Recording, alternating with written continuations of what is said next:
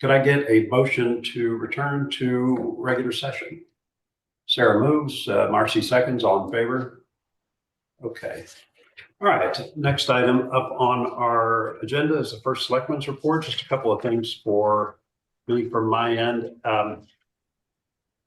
Last weekend, I had a chance to participate in the fundraiser for the Veterans of Foreign Wars sort of facility that we have over right next to the Norton Heights Fire Department. This fundraiser was held at the Piedmont Club, and I wasn't sure what to expect, but what I came across was a giant crowd of people. I mean, it was as full as I'd ever seen the Piedmont Club, and just to see the enthusiasm for not just the VFW organization here in town, but also all of the veterans who were there, not just from Darien, but from other parts of Connecticut.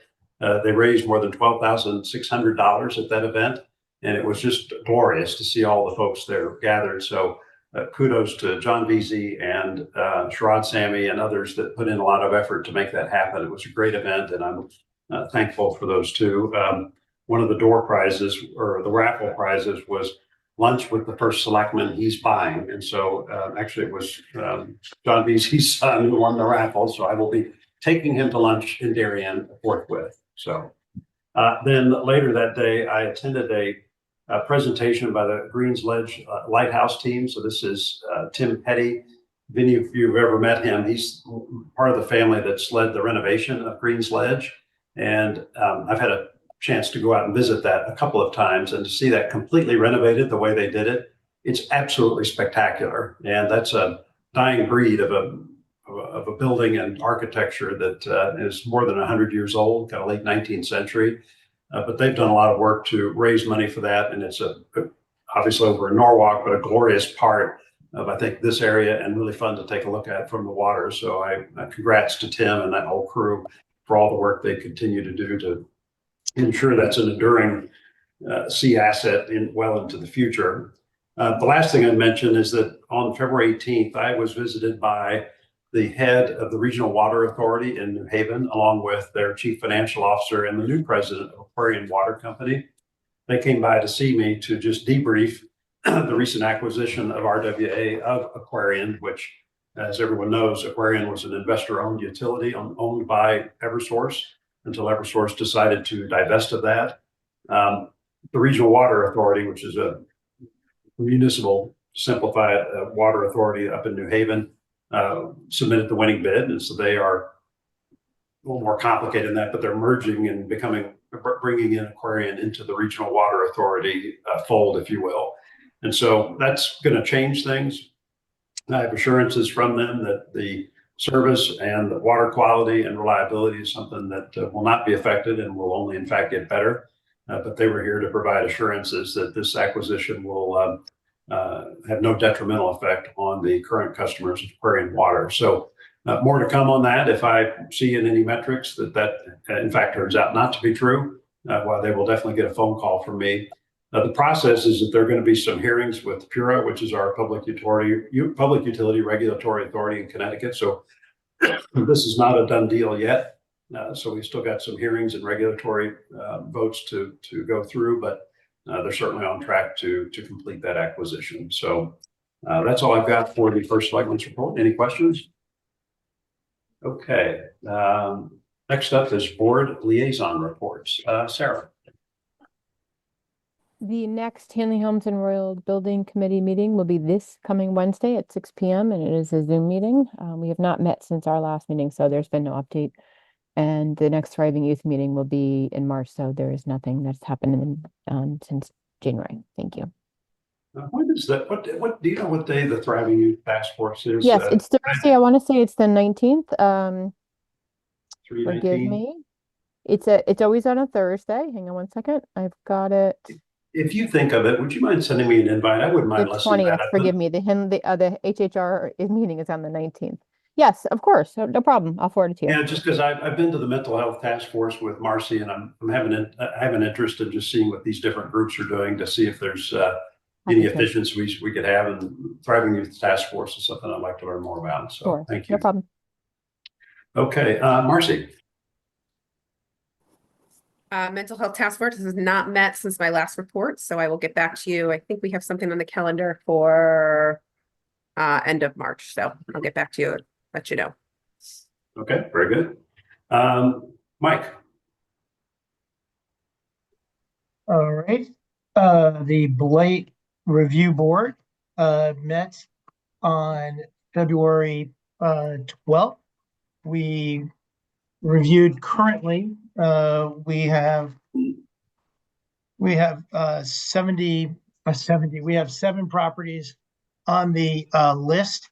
4 of those properties that we reviewed, we voted to file new liens. I think, as I've said before, we try to every quarter make sure that whatever fines have been levied have been properly liened. So we did that. We have 1 property that is about to begin fines, and we have that on for the April meeting if the property owner arrives. And then we have another property that we voted to commence fines after the property had been put on notice. And that was it. Okay, very good. Monica.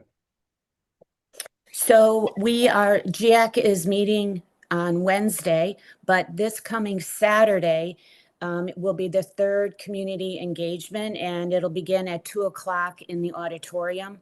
And there'll be presentations and discussions on level of property usage from medium to most intensive. It'll cover possible future ideas concerning architecture, governance, coastal experience, circulation, ecology, and it'll look at phasing, everything from early phasing to what should be considered for planning for future generations. So after the auditorium presentation, there'll be another presentation in the gym that'll start at 3:15, and there'll be maps and site models, input boards.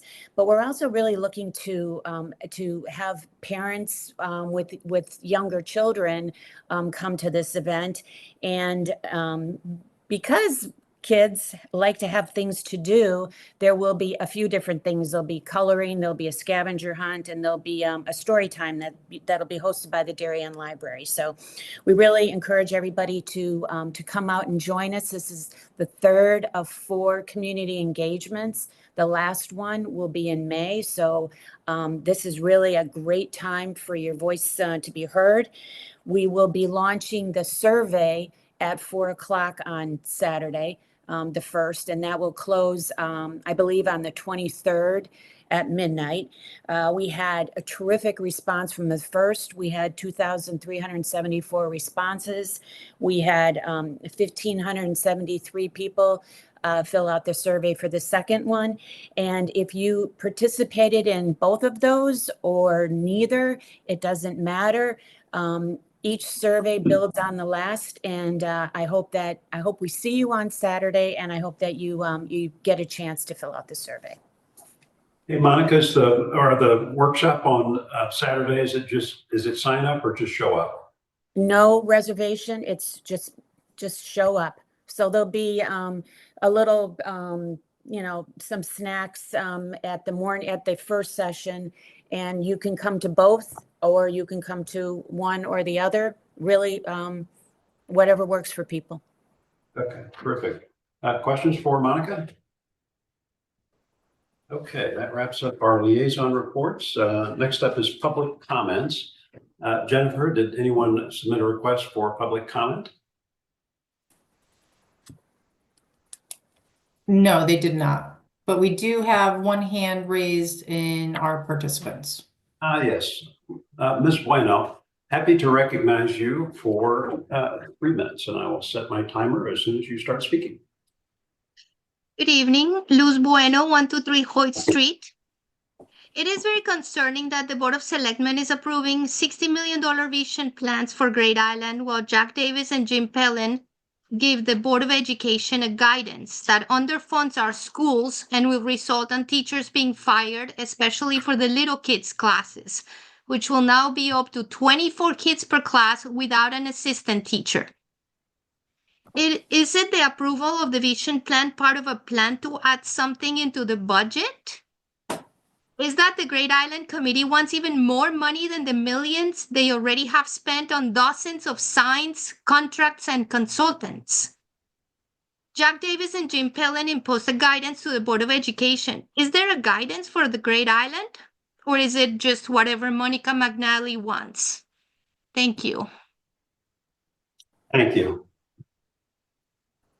Okay, seeing no other public comments, we move on to new business.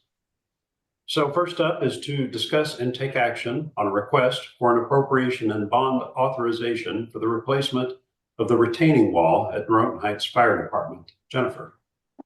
All right, we have Sean Vollen here. This is the project that we've talked about for quite a while. It came up in the budget and there was a desire to move forward on it quickly. The department has confirmed with our sole bidder that they will hold the price as we work through the appropriation process. So Sean is here. We do have a presentation just to let you know, kind of set the context of what the problem is, what the process has been so far, and then what the budget is. So Sean, let me just pull up the presentation and then you let me know when you want me to advance slides. Sounds good to me. Sean, thanks for coming. We appreciate it. And this is pretty important. So please tell us what you know. Okay. I guess we just go to the next slide. All right. Sorry, it's a little slow loading at the moment. No problem.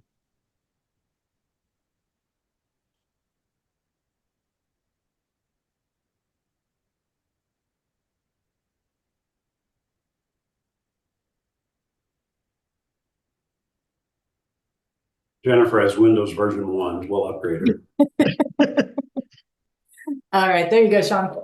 Okay, so just to give you guys a little bit of history on the wall, since I don't know how many people know what's going on. Basically, the original wall was built in 1950s, and basically went from what you see now all the way down to the asphalt that's there. In the late 90s, we put the railroad ties in to prevent more dirt from collapsing down. So that's that one. Okay, Jen? Just some other background information. In 2003, Norton Avenue with the parking and the paving, with the pavement began to cave in along with the fence collapsing. The firehouse was instructed to call for an engineer. So we contacted R&E Structural Engineering from Pelham, New York, to write up a full report. Go ahead, Jen, next slide. So the engineer's report, which you guys have all seen, I know we've floated around numerous copies, was reviewed by Ed Gentile of DPW. And then back in March of 2003, I went for a special appropriation to contract the engineer and to get this whole process started on getting the reports, the bids, and all that going. And then at the end of this presentation, there's more pictures of exactly what's going on with the wall. Next slide, please. So the project design, the design was to retain the soil and the weight of the vehicles parked adjacent to the wall. The design can act as a foundation to a new building if we ever decide to go in that direction. It's constructed of reinforced concrete with a chain link fence anchored at the top of the wall. There will also be vehicle barriers. They'll be anchored in front of the wall to prevent vehicles from driving over the edge. And all this stuff was reviewed with Ed Gentile. Next slide, please. The bid packet was reviewed by Kate, the previous town administrator, along with Ed Gentile. Bids were sent out May 13th of 2024. We only received one bid, but after the bid went out and we got all the bids back, Renee, the engineer that we contracted, basically reviewed each line by line, checking for highs and lows and making sure typical market rate, and then also reviewed it with the contractor to make sure he understood what was going on with the work, the scope of work. Next slide, please. So here's the budget request of what we're asking. Basically, we're asking for the base bid. We are not doing alternate one. Alternate one has something to do with bonding, which I'm not going to get into. Jen can get into more of that. Alternate 2, alternate 3, construction administrative phase, which I'll get into in the next couple slides. Special inspections, town fees, closeout, and the contingency account, which would bring us right around $2 million. Next slide. So the base bid is basically to remove the wall, to remove the existing wall, rebuild, and add to the side of the firehouse. Alternate 2 is to repair the pedestrian entrance. That's our main entrance upstairs, and then that bridge that we were talking about with the efflorescence and all that underneath. It's basically taking the first 6 to 8 inches of concrete off, waterproofing it the proper way, and putting it all back together. The alternate 3 is basically the chain link fencing that's up there now is a black vinyl coated. We are asking to do both sides of the firehouse, so it just matches. So it just matches and looks presentable. Next slide, please. The construction administrative phase is basically the engineer based it on 62 weeks of construction / preparing the contracts, reviewing project specs, doing weekly meetings, and just doing if there's any kind of changes to go through that and do special drawings and stuff like that. Special inspections is based on the number of inspections out from an outside company that would come in and they test the concrete. They go through and take a look at all the rebar, make sure the rebar is in the correct locations and all that. And this that one we went out and we received multiple prices for. The closeout from the engineer is basically putting the as-built together, doing the final paperwork that the building department will need, and obtaining any of the special inspection reports that are done throughout the entire process. Next slide, please. And then, as you know, the town fees, the building department's going to be waiving the $10 per thousand, because instead of the town paying the town, it just we're waiving that. So really all we would need to pay is the state education fee of 26 cents per thousand. And then the contingencies there just in case we come up with any issues or problems. Next slide. So that concludes, and then these are just some of the pictures. Jen, do you want me to go through them? What do you want to? I think they all received it in the packet and it's posted online, so people can look at them there. So I would say let's open it up to questions. Yeah, I've been over to see this 4 or 5 times, both from the parking lot up top and then down from the bottom. And just visually, even setting aside the engineering analysis, this is a problem and we're going to have to fix it. So I don't think there's any real option for shoring it up anymore or letting it wait or none of that. I see no evidence that either of those 2 paths forward makes sense. I'm glad they were able to hold the bid as it was from when they received it earlier, which is, I think, good news in an inflationary environment. One question I had: what is the extra $6,100, Jen, on the $2 million? That's cost of issuance. Okay. All right. Any questions for Sean? I have a quick one, Sean. Yeah. The 24,000 or whatever it is for the contingency, did you just get that number by rounding? Yes, it was just easier to round up to an even 2 million, Okay. no particular reason for the 24. It's just to round out an even number to just help everything out. I mean, I'm pretty frugal, but I'm just, do you think that's enough of a contingency? There is a contingency built into the actual bid There portion is. of it too. Okay, okay. This is just on top of what's already in there. Got it. Correct. Okay. Other questions for Sean? Jack, you're on. Do you have anything? Yeah, just a quick question, Sean. Yeah. Is there any bonding that we're doing on the construction people just in case something goes wrong with the construction company as part of this bid? We do What- have requirements for their submission of insurance and some other standard requirements that we have in all of our bids. Fine, I just want to make sure that was covered. Thank you. Good question. Yep. Anyone else? Just a quick question. When do you think the time of the project is from actual shovel to ground to completion? 6 to 8 months. Okay. So if Alright. everything goes as planned, the contractor has tentatively given us a start date of sometime in June, with depending on all the approvals and everything. Okay. Okay, so Okay. Sean, the 62 weeks, that takes into account the permitting process? Part of it, yes. Okay. But I'm going to be doing I'm going to be submitting the permit and all that, since I don't know if most of you guys know, I do work in town hall, so in the building department. So I'm going to be submitting it, but there's quite a bit of legwork on the contract and making sure the insurances and everything and all the paperwork that you guys need for the town that's part of that 62 weeks. So it's not just 62 weeks of construction. There might be a couple weeks that we don't have meetings, but we will be in contact. Is there going to be an impact to the parking in the McGuan area, that whole back area of the fire department where you're going to have? I'm going to guess that there will be a little bit, but it'd be more towards the VFW side.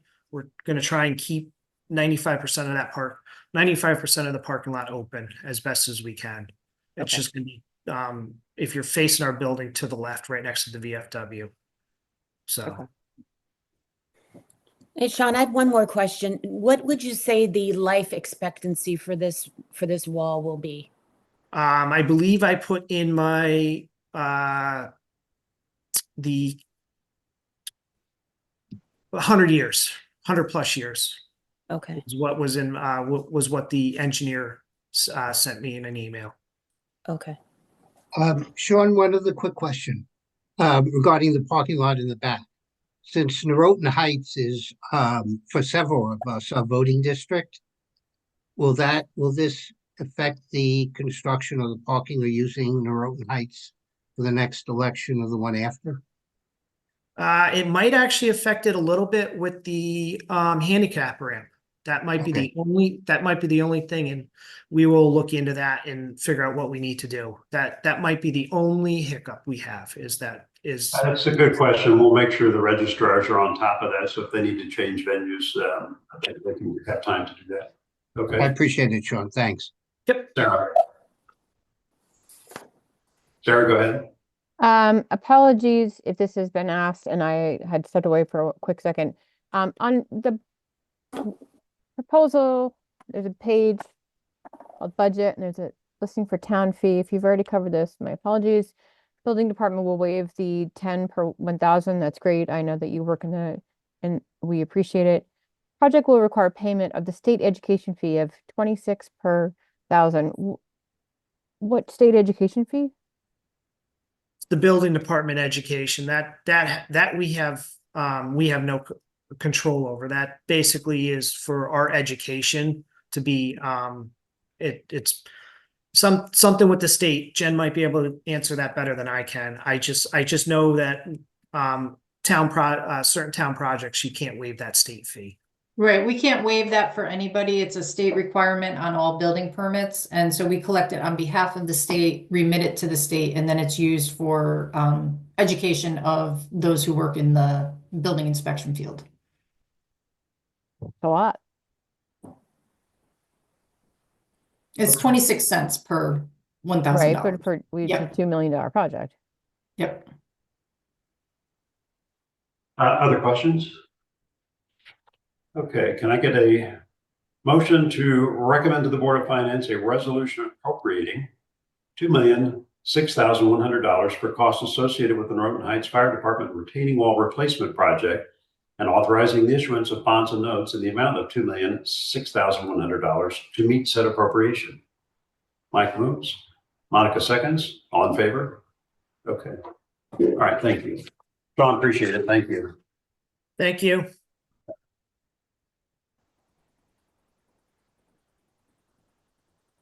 Next up, discuss and take action on a resolution authorizing and directing the first selectman to execute and deliver any and all documents for a grant of $500,000 for the Saltbox drainage improvement project. Jennifer.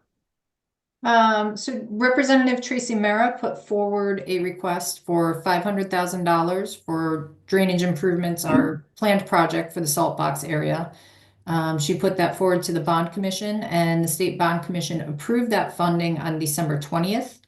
So we are working on the paperwork to submit back to the state. This resolution is one of their requirements, and it is needed to authorize the first selectman, who has to be specifically named in the resolution, to execute and submit all of the documents related to the grant. We currently don't have an appropriation for the project, and that's not a problem with the grant funding. It will continue to be available. The design is being funded through ARPA, and once that is complete and Ed is ready with the project, we will bring forward the full appropriation, which will be partially funded by this grant. Yeah, I'm really grateful to Representative Mara for her help in securing this grant. Right now, the project is estimated to cost in the zip code of $7 million. And with that grant, it takes it down to $6.5 million. So we'll certainly take it. But definitely getting in the pipeline so we can get it approved will be important. Just so everyone knows, the design and architecture of that project is just about ready to submit to state authorities for approval. So that would be DEEP and also the Army Corps of Engineers. So they're just now wrapping that up. And so it looks like we are on a good track to keep that project moving forward. So anyway, it's timely to submit this application for the $500,000 grant. Questions? Okay, could I get a motion to approve authorizing and delegating me to execute and deliver all the documents pertaining to the $500,000 grant? Mike moves. Monica seconds. All in favor? Okay, thank you. All right, next up, discuss and take action on the Great Island Vision Plan. Monica. So we are excited to unveil the first of many steps in bringing Great Island to life for our community. And we begin with the vision plan. You have it in your handouts, and I also gave it out to everybody a couple weeks ago. So what is the vision plan? It's a clear roadmap for Great Island's future. It outlines our long-term goals to create a welcoming destination for visitors while preserving the island's natural beauty and rich history. And as one of our town's most treasured assets, Great Island deserves thoughtful and careful planning. And in essence, the vision plan sets guidelines for developing safe, accessible spaces that foster community activities. The vision plan aims to protect and honor the island's unique natural and historical features, provide clear direction for future investments and decision-making, and maintain a balanced approach to conservation and public use based on community feedback, which we've had tremendous success with. So the Great Island Committee unanimously recommended that the Board of Selectmen adopt the vision plan. We believe this plan captures the exciting future we envision for Great Island, and we hope you support its implementation.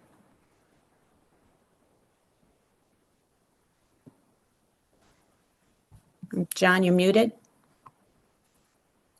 Sorry, I had a chance to go through it in detail. I just wanted to thank you and the committee, but also Reed Hildebrand and everybody who worked on this. I know it was a protracted process to develop this and required not just synthesizing a lot of perspectives, but navigating a lot of differing opinions as to what needed to be in the document and at what level of emphasis. And I thought that it came up to a balanced view across all the things that people have highlighted in surveys and workshops that they wanted, which is an equilibrium between sort of recreation space and something that allows them to enjoy the peace and quiet of preserved nature, and at the same time preserving some of the architecture and history that we have on the island. I thought it got to that right balance. And so my general view is that they've struck an excellent tone with this document, and it really provides a platform that will lead us to what I'm hoping is a compelling strategy in the master plan vision and the master plan that they're working on right now. So my appreciation goes out to everybody. So, and I know Mike has been very helpful on working on this. So Mike, you have any- Yes, Mike, of course, sorry, but everybody, the collective.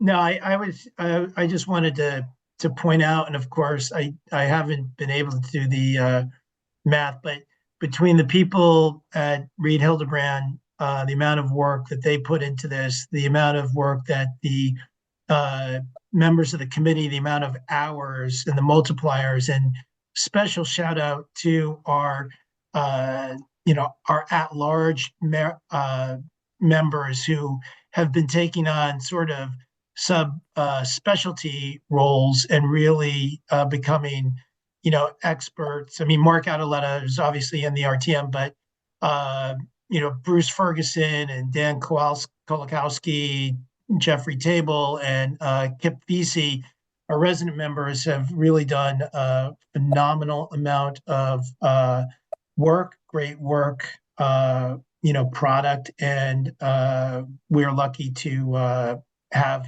especially our resident members.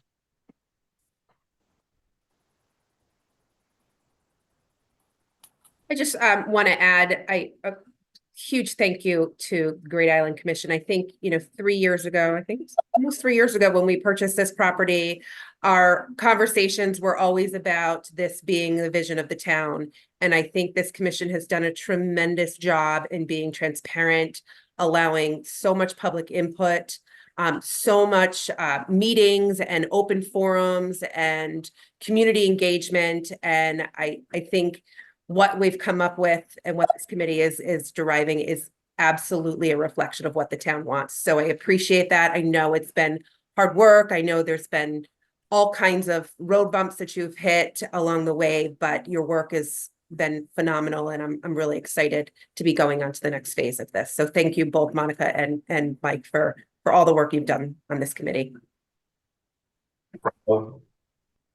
Other comments or questions?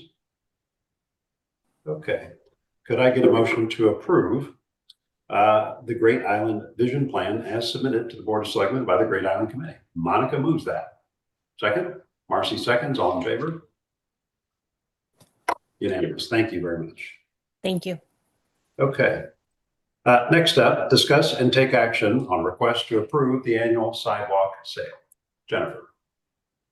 Okay, in your packet, you have the request from the Darien Chamber of Commerce. Every year they hold the sidewalk sale. This year they are planning to hold it July 10, 11, and 12. And they're requesting that the Board of Selectmen approve a temporary suspension and waiver of zoning regulation 373 for businesses participating in the annual event, and a waiver of all parking restrictions during these 3 days. They have spoken with Jeremy Ginsburg in Planning and Zoning, and youth ages 14 to 22 and non-chamber member vendors will be invited and permitted to participate in the sidewalk sale under the chamber purview. So they're asking for your approval and then our coordination through the town departments to get all of the required approvals from everybody else. So I don't believe this is any different than what they've requested in the past in terms of waivers and suspension of rules. So I'm perfectly fine with this. This is a great event for the town, and gives folks not just a chance to do some shopping, but also stop and visit with people, which is great. Wear your hat. I got sunburned last year, but got to bring a hat. So just definitely do that. Does anyone have any questions about this? Mike? Jess, I mean, it's probably self-evident, but we're when they say waiver of all parking restrictions, I mean, that's related to time and not like handicap parking restrictions. All those remain in place, right? Correct. Okay. Okay, great clarification. All right, motion to approve the request for permission to hold the sidewalk sales and the waiver of certain parking restrictions. Mike moves. Marcy seconds. All in favor? Okay, great. Thank you. All right. Next up, discuss and take action on a request to approve creation of a meadow habitat at the Nature Center. Jennifer.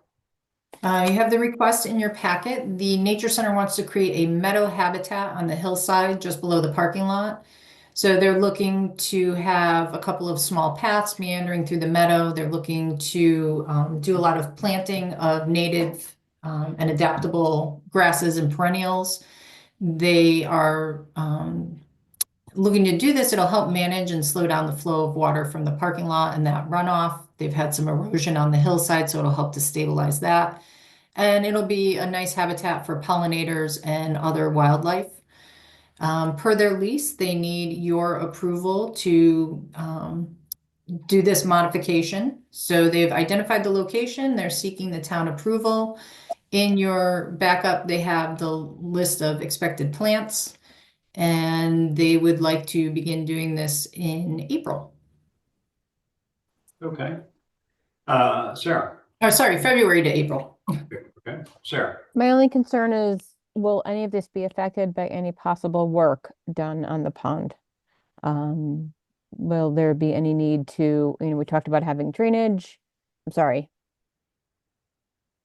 dredging, not drainage, the pond. And if they're going to be moving in large machines to do that, will the path of least resistance for those machines, which they'll need to take, be affecting the location? I am not someone who's at Cherry Lawn all the time, so I don't know the exact, but it looks like it's only in front of the building, which is great, but I just want to make sure that there's no other issues. That's all.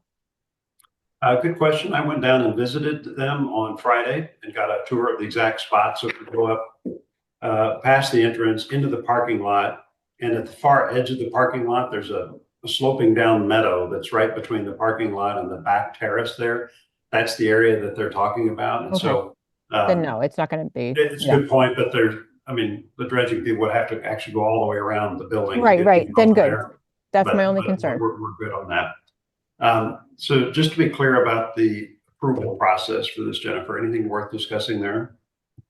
I do need to dig into their lease. I do not believe that Park and Rec Commission approval is required, but I am going to double check that. And then I'm also going to touch base with Jeremy to find out if there would be any P&Z approvals needed, and we'll circle back to the Nature Center and let them know if anything beyond Board of Selectmen approval would be. So what we want to do is approve that subject to any of the additional approvals might be. Okay. Yes. Okay, Mike. Yeah, related to P&Z, and maybe I just misread this, but will this area be fenced in or enclosed at all? No. So you go there and it's basically what all they're going to do is just replant that area. They're not grading it. They're not ripping up grass.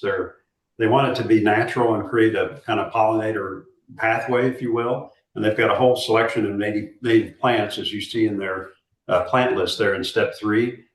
And that's it. They just want to plant it. And the funny thing is they're just planting anything. I don't know that that's really going to require P&Z approval, but to Jennifer's point, we'll check.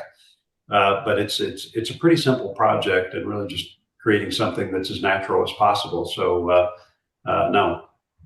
Okay, thank you. Other questions? No, just want to just be certain that there's no cost associated with the town. I know that they said that, but yeah, they cover all that themselves. Okay. So no, and then of course my other question was whether or not this needed to go through Park and Recs or Planning and Zoning. So definitely after we follow up, get an answer. So good point. But I want to make sure that that's.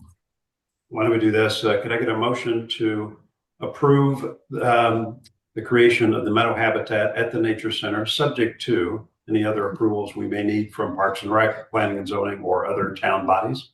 Mike moves. Sarah seconds. All in favor? Okay, thank you. All right, so I think we're all set there. Old business, discuss and take action on a request for an appropriation and bond authorization for the replacement of the Darien Fire Department tanker for $1,755,300. Jennifer. So this is a revisit to what you saw a few months ago. We have the Darien Fire Department Chief Brian Fransport here. We do have a presentation. So Brian, let me know when you want me to advance the slides. Okay.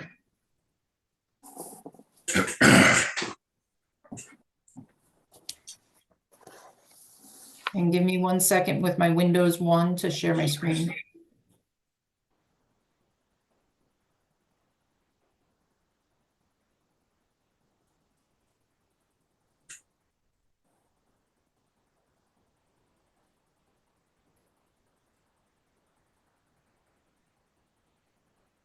All right. Good evening, everybody. I'm here to request for the new purchase of a new tanker to replace the old tanker. Can move to the next slide, please. So the current tanker is a 1996 Mack commercial cabin chassis with a 1996 USA tanker body. It's got a 2-man cab for a driver and officer. It's currently got 2,500 gallons of water on it. With a portable tank, it could produce 750 gallons a minute while it's pumping. We do have side and rear discharges on it, 2 cross lays, and limited supplies of hose on the truck. We're going to move to the next slide, please. Hey, Brian, one question on those specs. Does it hold 5,000 gallons or 2,500? 2,500. There's a pond that goes on the side of it. So when we're in the middle of an operation, we can put the pond on the scene, dump the tank into the pond, and then they will draft the water out of the pond to continue operation going. And what it winds up happening is you call in other tankers to continuously dump water in the pond as we're operating on the scene. Okay. So it's currently only 2,500 gallons. So the reasons we're looking to replace this truck, it was built in 96. It's currently 28 years old. By the time we will see a new truck, we're going to probably be 32 to 34 years old, depending on when we sign the contract. The reason we're looking to replace this truck is we've been seeing a lot of mechanical failures and some increased downtime with the truck. One of the problems we're having is availability for parts. That particular line of that Mack MR chassis was discontinued a lot of years ago, somewhere in the mid 2000s. So parts are getting to become very difficult to obtain. It's definitely one of the slower trucks when you're in a tanker operation. It is quite older than most tankers around. One of the things with this truck is the safety features. Anti-lock brake system is not on that truck. The rollover protection, the type of cab design, it wasn't built for being an accident. There's no airbags, no emergency stop system. This day and age, a lot of the natures of emergency have changed. Our buildings are getting bigger. The highways are transporting different types of chemicals, and we also have the railway that brings a lot of chemicals across the railway. One of the newest concerns is electric vehicles. You could use upwards of 10,000 gallons of water to put out an electric car fire. So the tanker would be one of the primary forms of protection to get enough water on the scene to start an operation, especially on a larger EV vehicle. I know that the transit buses have started to switch over to EVs. If you want to move to the next slide, please. So the primary functions of this truck are for structure fires in the non-hydrant districts, which we still do have several roads up in the backcountry of Darien that do not have hydrants or water supply on the roads. We do use the tanker quite often for I-95 calls, larger brush fires. We have used the tanker in the town parks and limited access areas where you would have to lay a substantial amount of hose. you know, water is what puts out fire, and we need water on the scenes. It's one of the biggest pieces of equipment that supplies water to the scene if hydrants aren't accessible. You want to move to the next slide, please? So the new tanker in this picture that you're seeing now is not a picture of what the tanker is actually going to look like. This is only, it's similar. This one's actually a 6-man cab. We're going with a 2-man cab on ours. The new tanker, we're looking to increase the tanker by 1,000 gallons. We were able to obtain that by going from an elliptical tank to a square tank. The tanker is not going to be much bigger than the footprint of the truck we have now. One of the reasons being is it has to fit in our bay that we currently have. We are looking to increase the pump size to 1,500 gallons per minute, which is pretty much standard across the board for any type of apparatus coming across the assembly line. We are going to continue with the 2 cross lays. The only thing we are adding to this truck is a booster reel for small brush fires. This tanker is going to have additional intakes to get us to that 1,500 gallons a minute, and we'll have more appliances on the truck for anything mutual aid. If you want to move to the next slide, please. So currently our engines carry 750 gallons of water, and on the average, it would last about 4.5 minutes when the fire truck gets on scene and starts flowing water.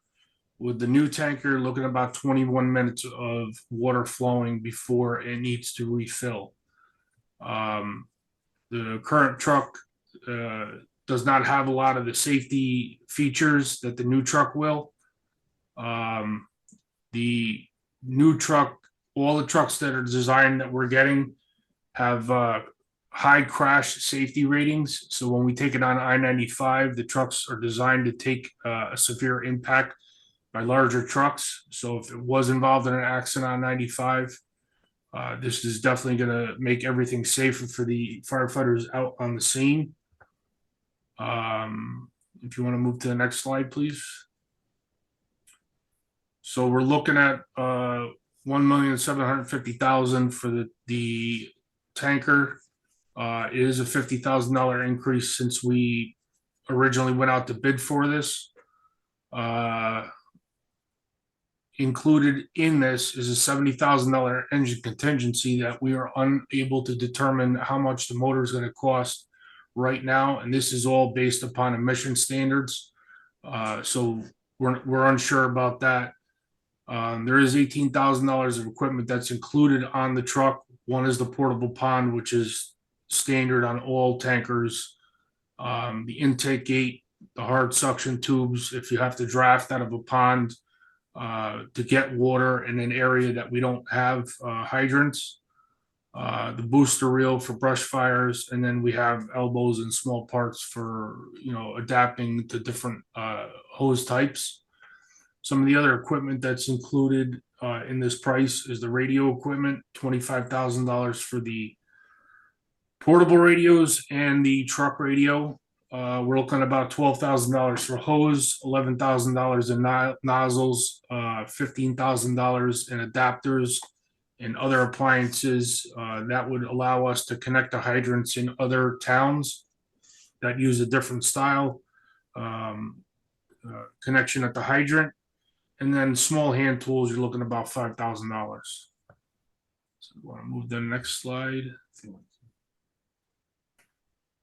So what caused the increase of the tankers? One of the biggest effects for the increase for what we would have seen pre-COVID was the COVID issues with the raw material prices.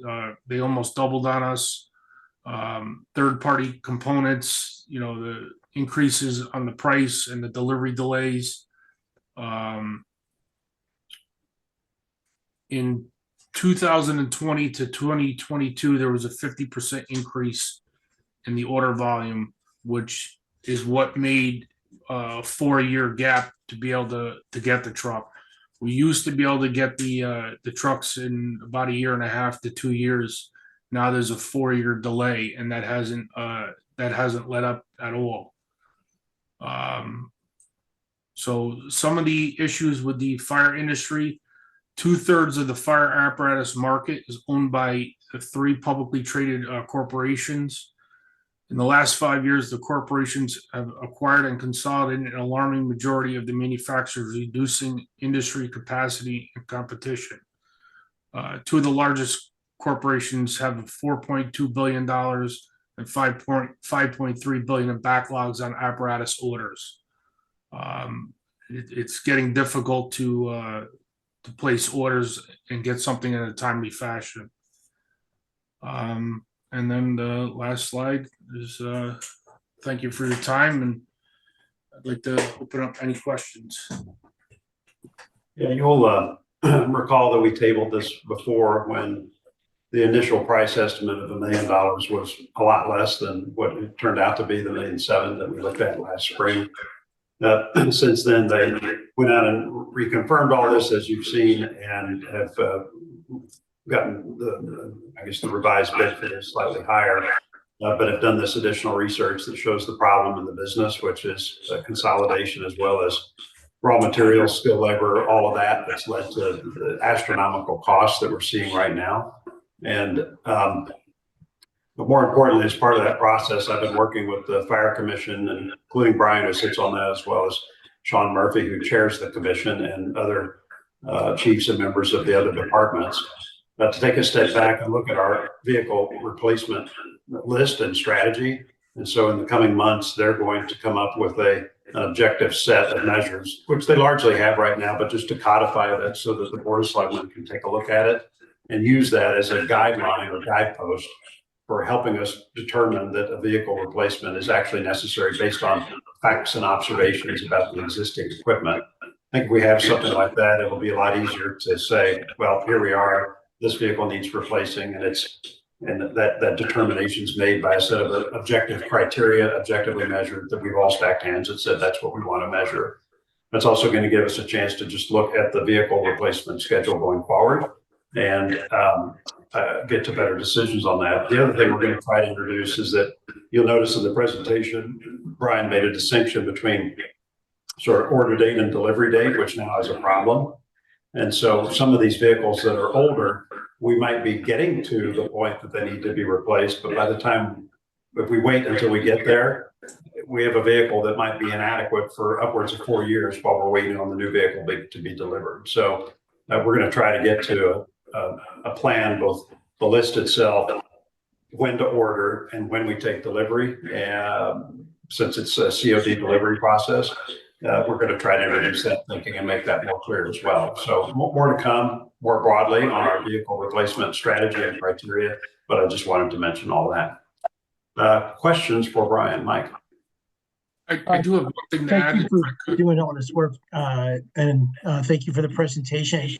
Do you know how many of our homes in Darien are in the zone where there's no hydrant to cover? And also related to that, in general, are hydrants in good shape? Do we ever run into situations where there's a fire and you go to plug in and it's not working, or there's a problem?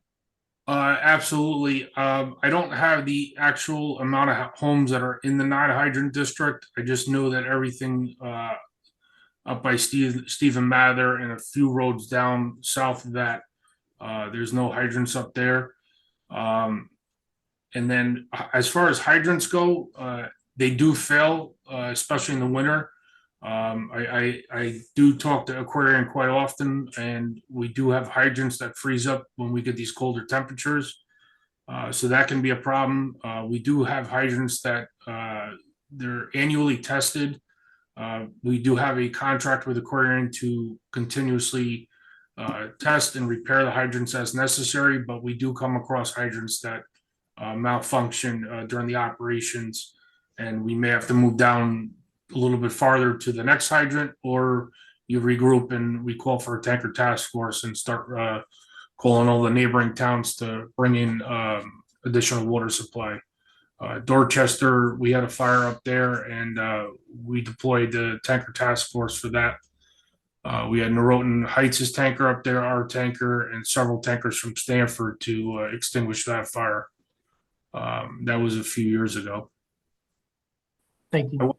I wanted to add I one didn't thing. need to interrupt your answer, sorry. I wanted to add one thing. I know that Greenwich is having some issues right now, and I know that they're looking to purchase 2 used pieces of equipment because they've gotten into a position where several of their pieces of equipment are out of service, and the delay on getting the new apparatus is forcing their hand to actually purchase older equipment. I'm not sure of the exact numbers. I don't know if Sean's aware of any of that, but I don't want to get in that position where we have to look to purchase a 20-year-old piece of equipment to get by in a temporary situation, waiting on a new piece of apparatus to come in. Hey, Brian, I have a quick question. Who are you buying the tanker from? Are you buying it from one of these 3 publicly traded companies? No, Seagrave is an independent. Okay, all right. And then you have imposing floating price clauses. Are you? That's for the other companies. That's for the other companies. Okay, so that's not in this scenario. Okay, I just wanted to make sure. Okay. Okay, other questions for Brian? All right, could I get a motion to recommend to the Board of Finance a resolution appropriating $1,755,300 for the purchase of a tanker and authorizing the issuance of bonds and notes in the amount of $1,755,000 or $755,300 to meet said appropriation? Monica moves, Mike seconds, all in favor? Okay, Brian and Sean, thank you. We appreciate all your work on all this. Thank you very much. Thanks. Okay, next up is we've got some appointments to go through. We're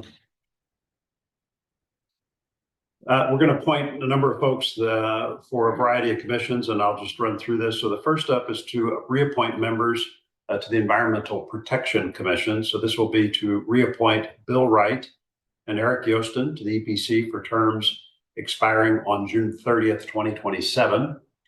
And also to reappoint James Miller to EPC for a term expiring June 30th of 2025 and a subsequent term expiring on June 30th, 2028. So this is part of our process, just to update all of our terms of office for these various commissions. All these individuals that we're reappointing that we did not interview have expressed an interest in continuing to serve and have the approval of their respective town committees. Could I get a motion to reappoint those members of EPC on the terms I indicated? Okay, Mike moves, Marcy seconds, all in favor? Great, thank you. Okay, next up is to reappoint members to the Zoning Board of Appeals. So first up, we'll reappoint Kevin Fullington to the ZBA for a term expiring on June 30th, 2025, and a subsequent term expiring June 30th of 2028. And then to reappoint Jana Romaine as an alternate to ZBA for a term expiring on June 30th, 2027. And then finally, to reappoint John McGrath to ZBA. He was an alternate, and now he's being reappointed as a full member to a term expiring on June 30th, 2025, and a subsequent term expiring on June 30th, 2028. Could I get a motion to reappoint all those ZBA members as I've described? Mike moves. Sarah seconds, all in favor? Okay. Yeah. Next up is to appoint a new member to the Advisory Committee on Sustainability. So this is to appoint Suman Bopaya to the Advisory Committee on Sustainability for a term expiring this year, December 31st, 2025. Okay, Sarah moves, Monica seconds, all in favor? Okay. We have a note here to appoint a member to the Darien TV 79 Advisory Board. As discussed in executive session, we'll table that appointment for now, pending further review. And then finally, appoint Joseph Muro to the Architectural Review Board, pending the resignation of a current member. Just to be clear, the current member has decided to step down. He's resigning effective March 31st. And so Joe Murrow would take office, assuming we vote yes, the next day on April 1st, 2025. His term will expire June 30th of 25, and then a subsequent term will expire on June 30th, 2029. So he's filling the last couple of 3 months of the term of the individual who's retiring. Could I get a motion to approve Joe to the ARB as described? Mike moves, Marcy seconds. All in favor? Okay. All right, that wraps up appointments. We've got 2 sets of meeting minutes to review and approve. They are the meeting minutes of the regular meeting on February 4th and the meeting on February 5th. So,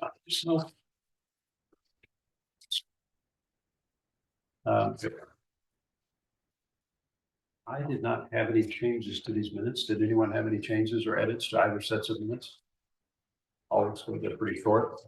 Okay, could I get a motion to approve as presented the minutes for both the February 4th and the February 5th meeting of the Board of Selectmen? Sarah moves, Mike seconds, all in favor? Okay. Terrific. Okay, agenda review, a couple updates on flooding. I'm working on these videos, but just one thing so that you know, a pending item for the Saltbox project was the approval for providing us the space we need to do soil boring tests to complete our application to DEEP and the Army Corps of Engineers. We got the approval from the Seagate Association just last week. So that all is moving ahead. And I think it was a great, very helpful to get that. We will, of course, keep everybody involved. I had a meeting about 10 days or so ago with other neighbors that are motivated and interested by the Saltbox project, and had a chance to talk to them in detail about all this. So good news all around. That project continues. Finishing all this design work and getting it to the point where the regulators can approve it is the next big step in all this, but that project continues to move forward. Further behind is the Tilly Pond Bailey Street project, which is our other major flooding initiative in town, but I'll be reporting on both of those in due course. Beautification should be presenting at our next meeting. So when we're in person, they will present their plan for redoing a lot of the garden spots here in town. It's a scaled back plan that's going to be a lot easier to maintain. I certainly feel like it's a lot more feasible than what was originally conceived of. And then flag redesign, Harris has redone the survey. He's got the new flag designs, which were sent out to all of you here a while back. And he's taking those with the top ranked flag designs we had before, including the current flag, and is going to resend those around. In fact, I just finished reviewing a draft note that he sent on that tonight. And so we'll try to get that out as a special newsletter in the next day or two. And then he will come back to the Board of Selectmen and present the findings of his 2 surveys and what those surveys are saying in terms of next steps on flag redesign. So that's where we are on those. We'll keep those 3 items on the agenda review until we get them fully resolved, but that's a quick update on all 3. Does anyone have any questions or anything to add for agenda review? Mike. Nothing so much to add, but looking at the flag redesign, not looking to, mix too many pots together here, but, we have some community engagement projects. We will have at least another Great Island presentation for the town coming up. There's one obviously this weekend, but I think there's another one after that. Maybe there's a way to get a design in there and have it on a stand and have people leave sticky notes on what they thought, just because it is a community engagement event. I'm not looking to cross-pollinate, but, just something maybe to think about. Well, the boss is on the screen here. I'm not sure she wants to entertain that contamination, but actually, answer, just thought I'd throw it out there. Even if we didn't do that, you know what? Putting up some posters here in Town Hall, kind of like we had some of the Great Island posters around for people to see when they show up, right. Even if it's outside the auditorium. I actually think that's a great idea. The question is where we would do it, but that might be a good spot. We could even put them in the library as a temporary exhibit for people to see. Right. Yeah, Mike, I like your idea. The next community engagement is like mid-May, so I'm not sure if this will have been decided before then, but good thinking. There you go. Anything else on agenda review? Okay, next meeting will be March 10th, regular meeting of the Board of Selectmen, and we've already got the agenda coming together for that. Unless there's anything else for the good of the order, I think we're done. Motion to adjourn. Okay, Sarah moves, Marcy seconds, all in favor? Thank you, friends. We are adjourned. Good night, Thanks, everyone. everyone. Good night.